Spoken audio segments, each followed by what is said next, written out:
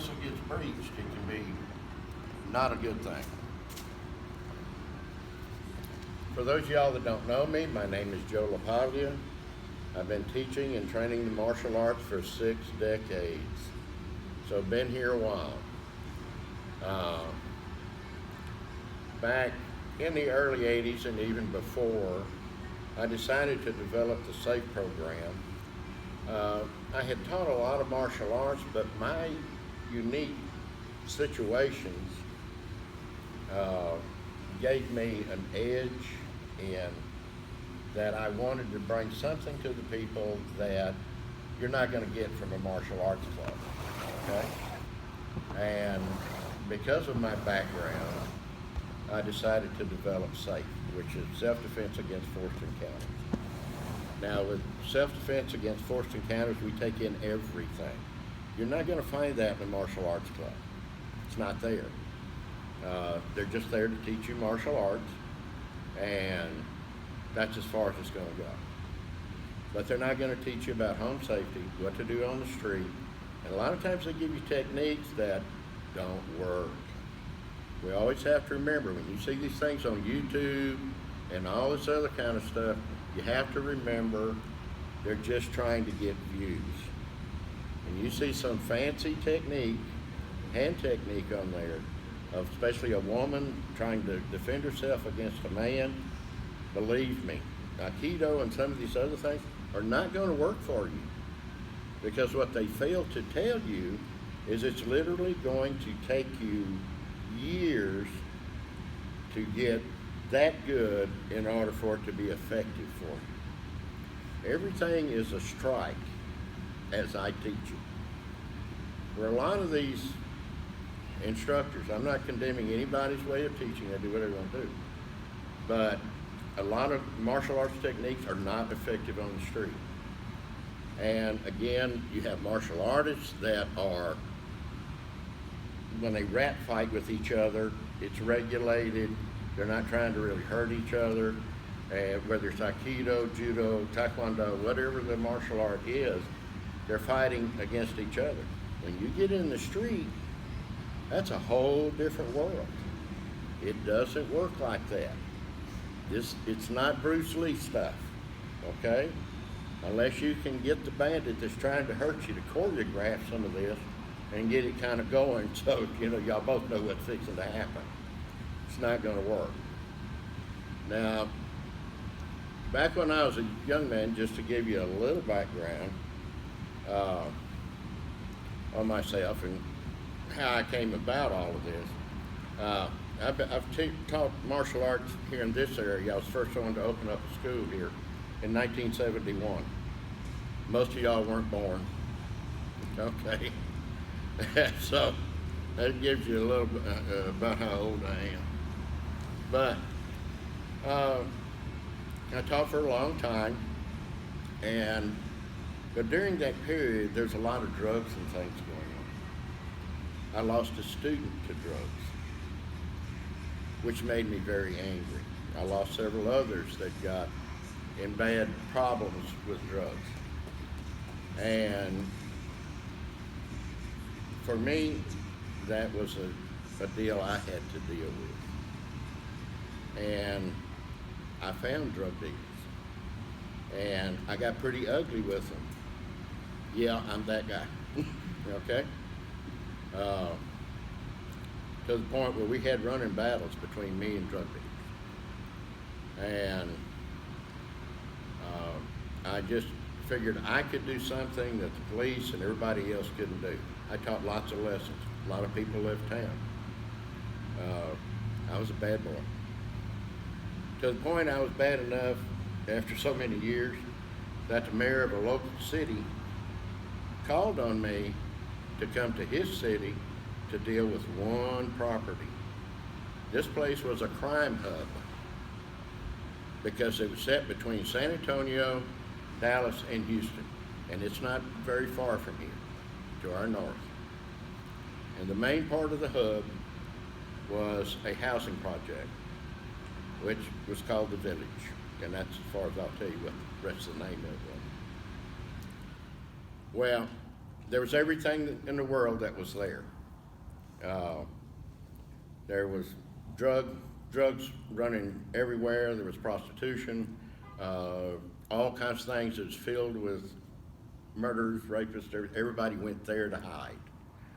And so I got myself into this property just because of what I knew and what I could possibly straighten this property up, because it was affecting the whole city. Everybody was affected by what was going on. Even the city folks were having gun battles with the people on the property. They'd drive by and shoot into the property, and they would shoot back at the cars driving by. That's how it was. The police wouldn't go to this property anymore. They had lost police cars through fire bombings, Molotov cocktails, and some of the tenants would sit on the second floor and shoot the overhead lights off the police cars. They wouldn't even go over there anymore. When I first got there, I happened to know the sheriff of the county at the time, and he said, "Joe, you're not going to make it 6 weeks." Well, still here. And needless to say, over the course of a lot of years on that property, they tried to kill me 13 times, either by fire bombings, drive-bys, even to the point of throwing a grenade at me out in the middle of the playground at 2 o'clock in the morning. So, but I dealt with their problems. I'm still here. Most of them are in prison. So, but it was a constant battle, constant fight, always fighting, always shooting. They shoot at me, I shoot back. So when I tell you something, it's experience. It's not something you're gonna pick up on YouTube that hasn't been tried. It's not a show. It's not trying to get views. So just listen to me, because I spent most of my life trying to gather all this information just so I can give it to you, okay? All right, so now what we're looking at today, now there's other parts of the program about what we do on the streets, you know, parking lots, shopping. There's several different phases to the S.A.F.E program. This is actually about a week program, so this is just a portion of that, okay? But what we're gonna look at now is just how to protect your home. What's going on with the house. So let's look at the bandits. All they do all day long is drive around and look for targets. They're looking for anything that's going to be an easy way in and an easy way out. It's all about opportunity. Only unless it's going to be a robbery of a store or something like that, okay? And folks, you always have to realize this and keep this in your mind. Please, you know, I'm pro-police, believe me, I was the cop, okay? Please believe me, do not depend on the cops to come save you, okay? They do their job, but most of the time, they're just coming to wrap up the mess. Understood? You got to, if something's going wrong, you have to be the person to take care of yourself, okay? Don't wait for the cops. You can call the cops, but they need to pick up the mess you left, okay? Don't depend on them. Just recently, I live in the area of Bryan, not too far from downtown. There was a robbery of a store. They broke in through the store, okay? Stole like 400 cartons of cigarettes, $20,000, okay? And what else they get? Checks, $25,000 in checks they can do nothing with, okay? But it took the cops, excuse me, it took the cops 10 minutes to get there. Way too long. Do you know what, 1 minute under a bad situation can seem like hours. Lots of things can happen in 10 minutes, okay? And so the owner of the store, who happens to be a friend of mine, he quizzed him about it. Why did it take you so long? He said, oh, well, we're all over town. You know, we had to get there. Well, I live close enough to the store that I have security cameras. I saw when they came. And they all came together, one behind the other. So I guess there was a donut shop open. Okay? So they all left at the same time. If not, they would have come from different directions, you know, encircling the deal. And they missed the bandits by 2 minutes. So, excuse my allergies. So anyway, the bandits are looking for opportunities. What does your house look like? Because that's when they do their driving around looking for these things. They're looking for an opportunity. Does this house look I can get in and out without anybody seeing me? Okay? What they see is whether or not you're going to get hit or not. All right? So, let's look at the first thing. First of all, on your house, depending, I don't know whether you live in your apartments or whatever, do you have bushes that are above the bottom sill of your window? Okay? Because if you do, if they're high, then that's a hiding place. Any kind of shrubbery you've got around your house is a potential hiding place. Now, I'll give you an example. One lady had, by her back bedroom, she had not a sycamore, some kind of, like a Christmas tree type thing. And it was huge. And she didn't think anything about it. Finally, she had some yard people working, and they start cleaning up around the house.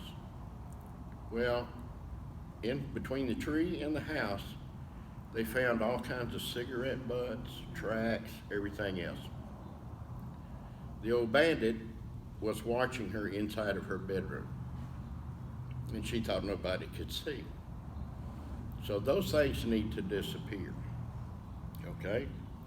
The same thing, a lot of people like security fencing or privacy fencing. That's all fine and dandy, but what happens when the castle gets breached?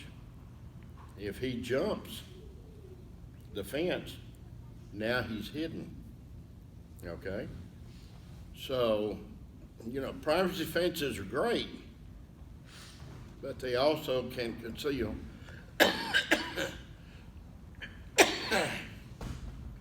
they can also conceal the guy that's going to break into your home. All right. Sometimes they'll actually crack through the fencing and break through it, because usually it's just nails. So it's a good idea to take your screw gun, every other board, put a screw in it, keep them out. All right. Another thing that you need to look at is you can always just go to the store, get you a sign that says, watch for dog, beware dog, whether you got one or not, okay? Yeah, dogs are wonderful. Take that sign, put it on the fences that people can see, beware of dog, all right? So now, for the most part, you just wiped out 50% of the ones that would like to get in there. Just that. Now, the second thing you can do is just go to the store and get a big food dish for dogs and a big old bone, and just leave it in the yard where it can be seen. So when they come across that fence, they've already seen the sign if you don't want to put up a sign. But now they're seeing a big plate with a big bone. Where's the dog? He must be inside. So now he's back over the fence again. Okay? So this is a deception, all right? And that's what we have to do. We're deceiving them into thinking one thing and we're doing something else.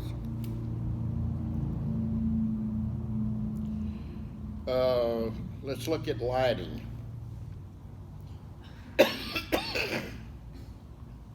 Lighting is a big deterrent. Okay? You want it high and hot, and the lights that you put up on the side of your house or wherever you're going to put them at, you want to make sure that they just can't unscrew it. You know, a lot of people have the little lights right outside the door. You know, they'll unscrew it. Lighting is a good deterrent, and it keeps most of the bandits away. So you want to make sure it's in strategic areas, and the units that you put on there through movement, motion sensors, those are always great to put those in on your system. And lighting is a great deterrent. At my home, I have lighting, I have security cameras. Now, if you want to, you know, security cameras are great, okay? And you want to put them where they can be seen. That's another deterrent.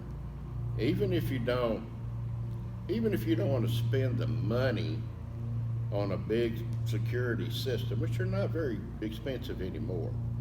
There's a lot of cheap ones out there. Ring has got a lot of those out there. But now let's don't depend too much on that security camera to do everything you want it to do. Because the bandits aren't coming to the front door looking like me, no mask. They are bandaged up, and if they've got evil on their mind, that camera's going to do absolutely no good. Okay? So it's a good deterrent for some, but don't depend on it to go catch the bad guys. You know, and it's kind of like fingerprints too. When people get their homes broken into, here comes the detectives and they get all the fingerprints and stuff. You know, fingerprints are only good if they got record of it somewhere else down the line.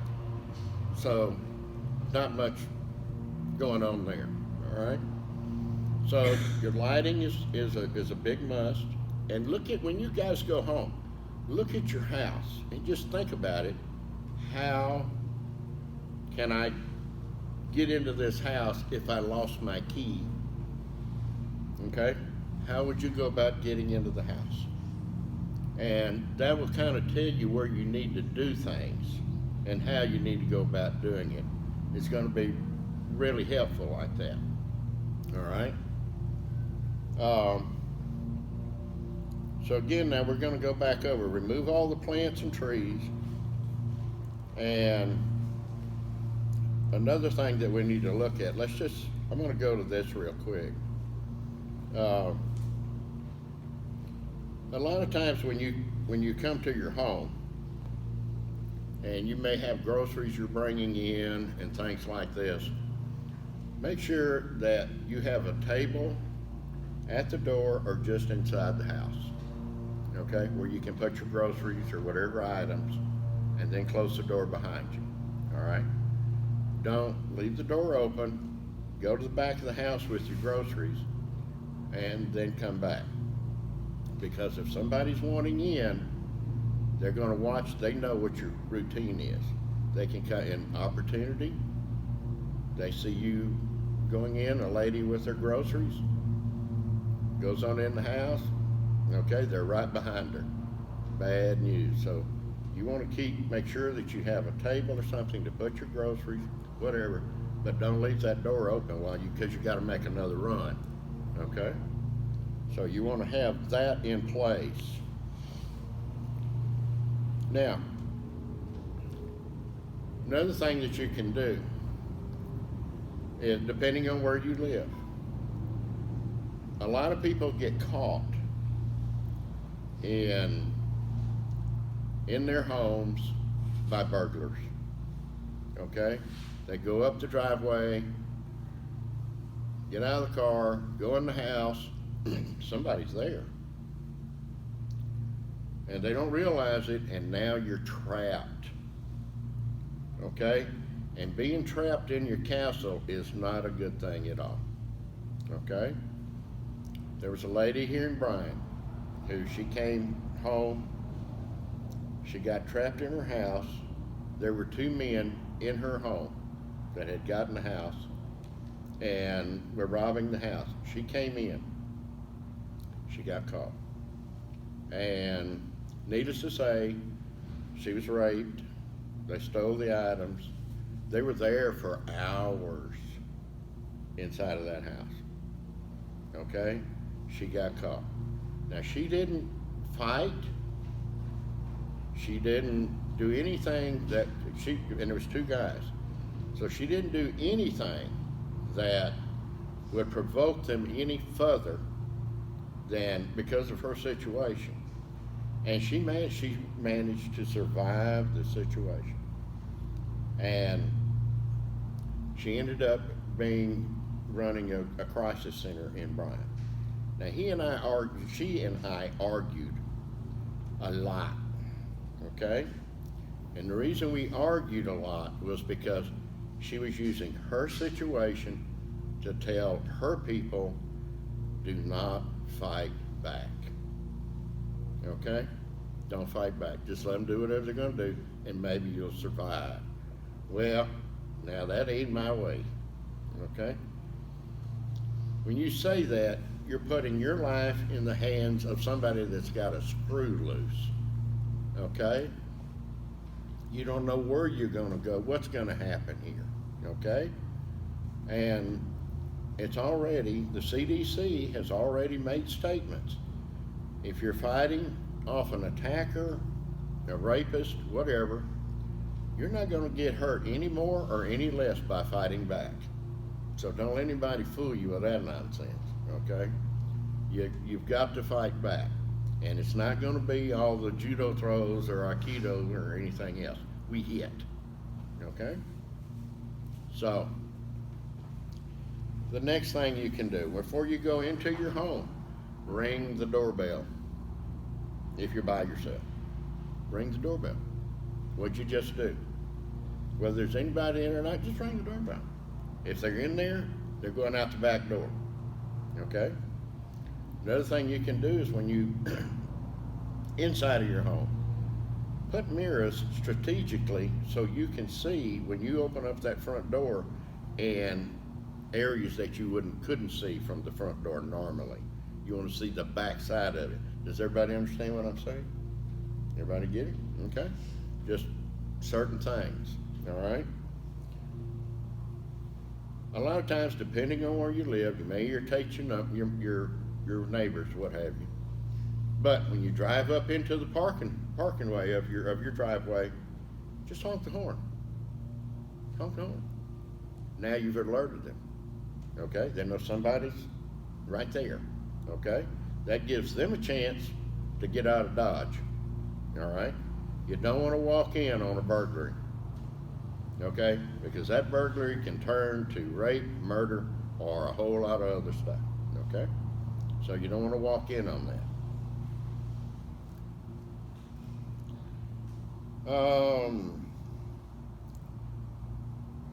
Let me see where I want to go with this now. Let's look at, we'll go back up here at the first thing that we want to do. Let's look at securing your doors, okay? We have so many home invasions and kickdowns nowadays. I mean, it's very common. And a lot of times, there's a lot of that going on here, but you're not gonna pick it up from local news. It's not happening, okay? I know of a lot of things that have happened, not a word was said on KBTX or any other the news stations around here, okay? So, the kickdowns, that front door is entry to your castle. We wanna make sure that on the hinge side, on the locking side of the door, you need to make sure that the unit on the door frame itself It's not a little tiny one. You can either change it out to a larger unit, the strike plate, okay? And here's the key. Take out those little tiny screws, because when somebody is going, if you take a man Jason's size, that guy back there in the back, you're looking at a 6'3" guy, 240 pounds. He's coming through your door, all right? He's gonna get through the door. So, take those little short screws out. On the other side of that frame of your door, there should be a 2x4 there. You need at least a 2-inch to 3-inch screw. Take out the little ones, put in the big ones. You'll know when you hit it, because when you hit it, it's going to wind down on your screw gun. All right? It's real simple. So now they're having to go through this much of the 2x4, and not just the frame. The frame that holds the door is only this thick. Okay? So that's not enough to hold anything. You need to go in through the 2x4 side of that. Okay? And so change those out. Now on the hinge side of the door, take those screws out. Just take one out at a time and replace it with a 3-inch screw on all hinges on that door. Okay? All hinges. And it's real simple. Okay? Now, this next thing we can do is what I call pinning the door. All right? Because those screws are good. The jam is good now, but we're going to take a little extra step. Pinning the door on the hinge side. I'm going to show you, I'm going to go over here. And I'm going to show you on this door.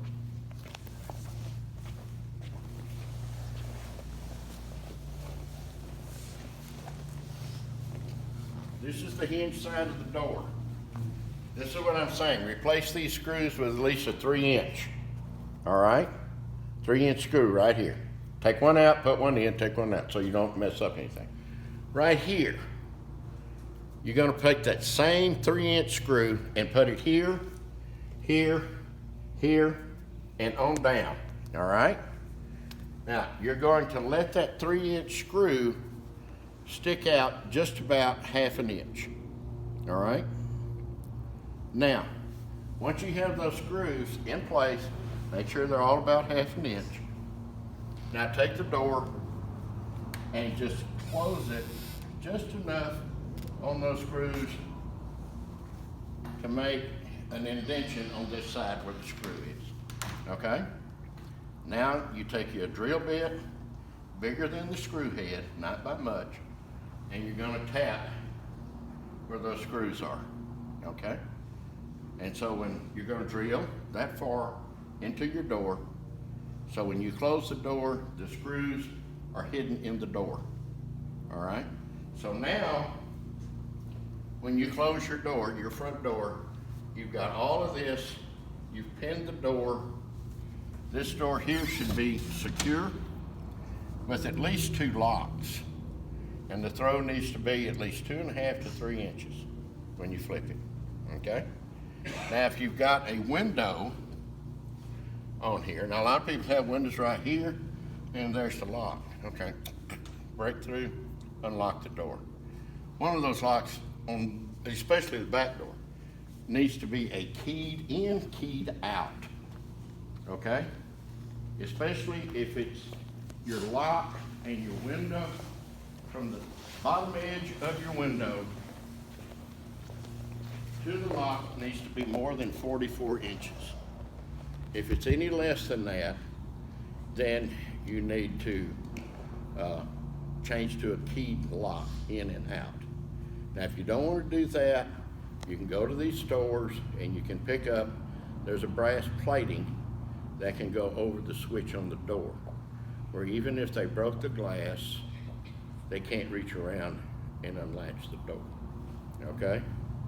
So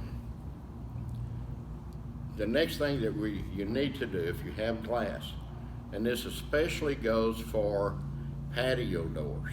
Okay, how many of you got patio doors? Okay. Patio doors are a pain, all right? Now, we all know the old trick about putting a bar in to, keep the door from being opened, all right? But that glass breaks easy, all right? So here's what you do. Go down to Home Depot, go down to Lowe's, whatever, or you can call somebody to come do it. There's several companies in Bryan. You can either get the tinted or the clear and place that as your barrier on your side, okay, of the window, and that makes it they can't get through that, okay? They literally have to beat the glass out. They can't just tap it, break it, falls down there in your house. That film keeps the glass together. And you don't really think about that too much, but they will have to hit that 10 to 15 times to break through it. So what are they doing when they're making all that noise? Okay? It's not a simple tap. So get the film and put it on your patio doors, okay? It's inexpensive, all right? Especially if you're in a high-risk area, even if you call somebody to come do it, do it for $100, okay?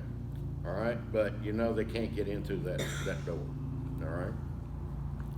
And especially, around the area. So you can put your bar and all like that, but to make sure when you're not home, that they can't just come in. And if you've got a patio door, and if it's a home invasion thing, they're in, I mean, they break the glass, they're in the house, and you're in big trouble, okay? So now you're having to physically defend your house, all right? Everybody got that? Anybody got questions?